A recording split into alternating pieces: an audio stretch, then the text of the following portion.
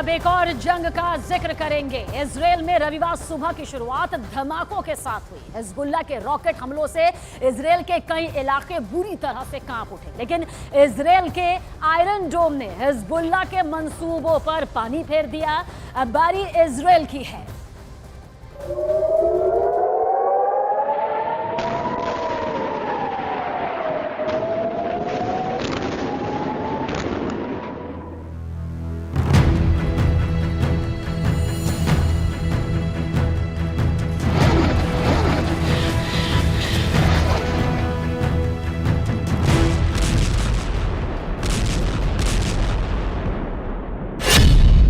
भूमध्य सागर में आया खूनी उबाल।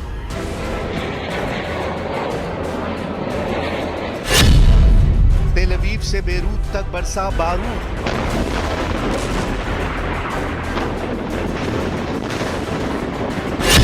भड़क उठा हिजबुल्लाह का उस्ताद। पिछले 48 घंटों में उत्तरी इजराइल और दक्षिणी लेबनान का इलाका ज्वालामुखी की तरह धधक रहा है। 48 घंटे के अंदर हजारों की संख्या में रॉकेटों से हमले हुए हैं। आसमान से हजारों टन बारूद बरसाए गए हैं। बमों की ऐसी बारिश पिछले साल अक्टूबर में हमास के साथ शुरू हुए युद्ध के बाद पहली बार उत्तरी इजराइल और दक्षिणी लेबनान में इतने बड़े हमलों को अंजाम दिया गया। बमों की ऐसी बारिश पिछले साल अक्टूबर में हमास के साथ शुरू हुए युद्ध के बाद पहली बार उत्तरी इजराइल और दक्षिणी लेबनान में इतने बड़े हमलों को अंजाम दिया गया।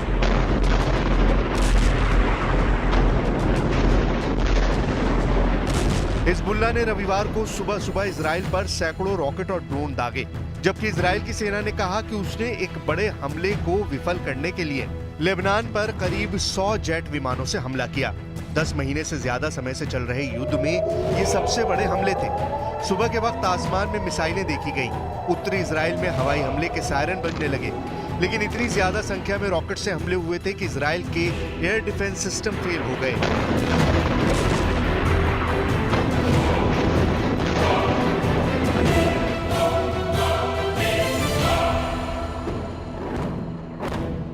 इजराइल ने अपने फाइटर जेट से दक्षिणी लेबनान पर कहर बरपा दिया, लेकिन युद्ध का ये स्वरूप और ज्यादा बढ़ने वाला है।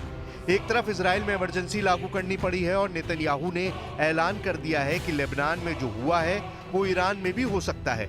यानी जिस हिजबुल्लाह को कथित तौर पर ईरान से बारूद मिलता है, अब इजराइल इस जंग को उस ईरान तक ले जाने के मूड में है।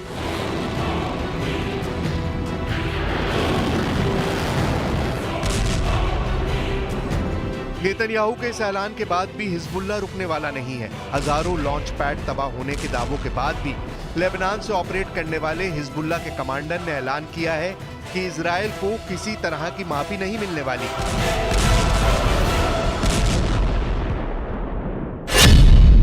इजराइल के हमलों से बेरूत तक खलबली।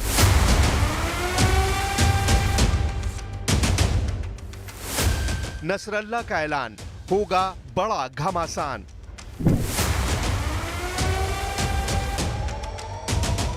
रविवार की सुबह जब उन 320 कत्यूशा रॉकेट को लेबनान की धरती से दागा गया और इजराइल में 11 सैन्य ठिकानों को निशाना बनाया गया, उसके ठीक बाद हिजबुल्लाह के कैंप में जश्न मनाया जाने लगा। लेबनान में एक अज्ञात जगह पर हसन नसरुल्लाह ने ऐलान किया कि यह बदले की कार्रवाई थी और यह एक्शन इसलिए जरूरी था क्योंकि इलाके में जो इक्वेशन है उसका बैलेंस रहना जरूरी है। نحن للألفات كنا جاهزين بعد تشييع السيد محسن، كنا جاهزين شبابنا وسلاحنا وخطتنا وكل شيء. كان عندنا تفصيل معين انه اي من الاهداف اللي هلا حاحكي عنها بدنا ننقيه، بس كنا جاهزين. تأخي اولا हसन नसरल्लाह का यह ऐलान इजराइल पर आग बनकर बरसा। इसके पीछे की कहानी करीब 25 दिन पुरानी है। 25 दिन पहले इजराइल और अमेरिका के एक मोस्ट वांटेड आतंकवादी और हिजबुल्लाह के टॉप कमांडर हज मोहसिन उर्फ फुआद शुक्र को बैरूत में बम से उड़ा दिया गया था। उसी की फोटो लगाकर नसरल्लाह ने भाषण दिया, जिसे हिजबुल्लाह के जरिए नियंत्रित किए जाने वाले लेबनानी टीवी चैनल अल-मनार टीवी पर प्रसारित किया गया। नसरल्लाह ने कहा कि हिजबुल्लाह को अपने कमांडर की हत्या का बदला लेना था, लेकिन इस बदले को बड़ा बनाने और सटीक अंजाम तक पहुंचाने के लिए इंतजार करना था।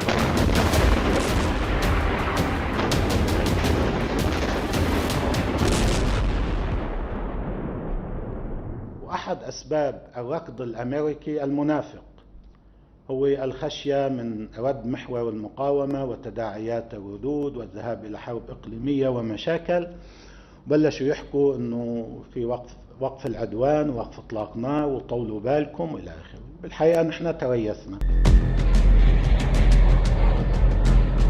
जिस कमांडर मोहसिन की मौत का बदला लेने के लिए नसरल्ला ने 320 रॉकेट से इजराइल पर हमलों को अंजाम दिया, उस कमांडर मोहसिन के पास ही हिजबुल्लाह के रॉकेट रेजिमेंट की कमान थी और मिसाइल से सटीक हमलों में वो माहिर था।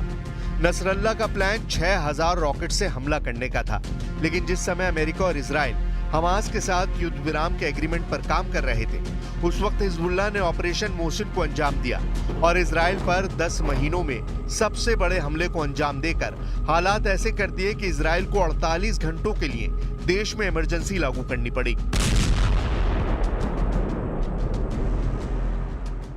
طبعا لم نقل لأحد أننا سنتريث، ولكن حقيقة الأمر أننا تريثنا حتى نعطي الفرصة لهذه المفاوضات، لأنه نحن هدفنا أساسا من كل هذه الجبهة ومن كل هذه الدماء وكل هذه التضحيات